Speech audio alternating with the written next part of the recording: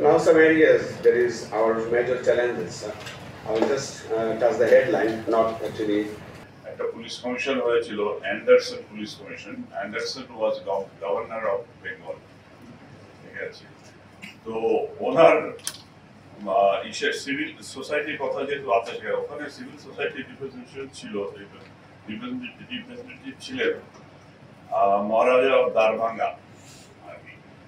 তো ওই কমিশনের একটা সাজেশন ছিল যে ইন্ডিয়ান সিভিল সার্ভিস অফিসাররা তখন 3-4 মাসের জন্য ইংল্যান্ডে যেতে হবে আলাদা ট্রেনিং এর জন্য।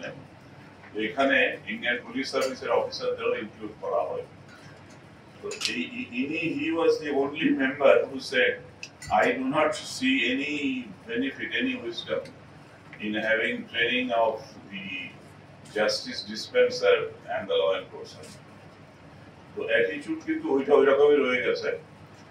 আর 1947 এ সুযোগ ছিল, কিন্তু আমরা যেমন একটা রিপাবলিক হলাম, যেভাবেই হোক রিপাবলিক হতে হলে তার যে সমস্ত নিয়ম কানুনগুলো চেঞ্জ করা দরকার কলোনিয়াল রুল থেকে, আমার তাতে কোনো ইন্টারেস্ট থাকলো না। 1971 এ আরেকটা চান্স ছিল করার। আমি ডক্টর কামাল হোসেনের সাথে ব্যক্তিগতভাবে অনেক সময় আলাপ করে দেখেছি। বলছি না না, এই আমাদের অনেক কাজ ছিল, তখন অনেক প্রায়োরিটি ছিল, এই 3 বছরের মধ্যে আমরা এগুলো করতে পারি। এখন যদি সোসাইটিতে এরকমই ভাব থাকে যে এটা প্রায়োরিটি না, তাহলে হবে না। তো পলিটিক্যাল উইল তো ডিফেন্টিভ দরকার, খুব জোরে সোরে দরকার। তবে আমার সন্দেহ আছে বিগত 1.5 বছরে বাংলাদেশ পুলিশের যে ড্যামেজ হয়েছে, এই ড্যামেজ আগামী 50 বছরও রিকভার করা যাবে কিনা সন্দেহ আছে। ফান্ডামেন্টাল জিনিসের মধ্যে যায় না। এবারকার police commission is one of the hopeless commission, hopeless এবং ineffective, does not want to issue the core of the problem, does not wish to know it, তারা এটা জানতেই চায় না।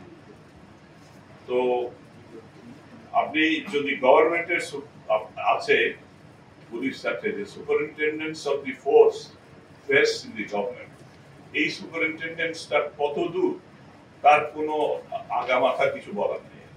আর পুলিশের ইনভেস্টিগেটিভ ক্ষমতাটাকে আপনি যদি এক্সিকিউটিভ গভর্নমেন্টের থেকে বার করতে না পারেন, তাহলে হবে এই যে একজন ব্যক্তি এক আমলে 18টা কেসের আসামি এবং 20 বছর জেলখানায় আছে, তারপরে রিজিম চেঞ্জ হয়ে গেল, দেখা যায় সব clear.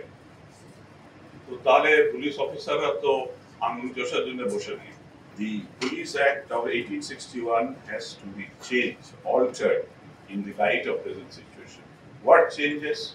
The government superintendents over the force shall not be unlimited. কোথাও এটা লিমিট টেনে দিতে হবে যে গভর্নমেন্ট এই পর্যন্ত যেতে পারবে। গভর্নমেন্ট তো is a body of persons politically appointed, তারা তো পার্মানেন্ট না। তো সেই যদি গভর্নমেন্ট যদি আমি না বলে দিই যে তুমি এই পর্যন্ত যেতে পারো, এর পরে যেতে পারবে, সেই জন্য পুলিশের একটা জুডিশিয়াল ওভারসাইট খুব ভীষণ জরুরি। Looking at the trees, we are missing the forest. Police কমিশনের কথাটা বলতে গিয়ে এখন যে জায়গাটায় আমরা এসেছি, যে কনসেনসাস কমিশন যে কথাটা বলছেন যে একটা কমপ্লেন্টস কমিটি হবে যেখানে জনগণ পুলিশের বিরুদ্ধে অভিযোগটা দিতে পারবে এক ধরনের নিরপেক্ষ একটা কর্তৃপক্ষের কাছে, এবং একই সাথে পুলিশের যারা আছে তাদের যে গ্রিভেন্স আছে, কারো হয়তো প্রমোশন হচ্ছে না, কারোর প্রতি অন্যায় করা হচ্ছে, তারাও তাদের গ্রিভেন্স রিড্রেসালের জন্য একটা কমিটি। এই দুইটা কমিটি মূলত এখন কনসেনসাস কমিশন মনে করছেন যে এই দুইটা কমিটি মিলে there will be a sort of police commission, যেটা প্রবাবলি আমাদেরকে উইল টেক ফরওয়ার্ড। কিন্তু এই জায়গাটায় আমরা we are missing the forest. কারণ মূলত আমরা যেটা যাচ্ছিলাম 2006-07 থেকে পুলিশের তরফ থেকে আমরা বলছিলাম যে আমাদের সংস্কার হোক, আমরা ভালো হতে চাই, আপনারা এই জিনিসগুলো করেন।